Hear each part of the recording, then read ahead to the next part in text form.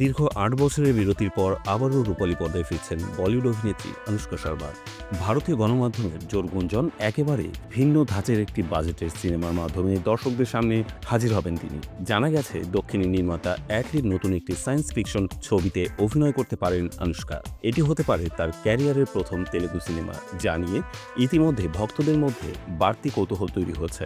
এই মেগা প্রজেক্টে অনুষ্কার বিপরীতে দেখা যেতে পারে দক্ষিণী সিনেমার জনপ্রিয় তারকা আল্লু অর্জুনকে। শুধু তাই নয়, ছবিতে আরও যুক্ত থাকার কথা রয়েছে বলিউডের শীর্ষ অভিনেত্রী দীপিকা পাডুকোন, জনপ্রিয় অভিনেত্রী রশ্মিকা মান্দানা ও জাহ্নবী কাপুর। বিশেষ করে রশ্মিকা মান্দানার চরিত্রটি নিয়ে তৈরি হয়েছে আলাদা আগ্রহ।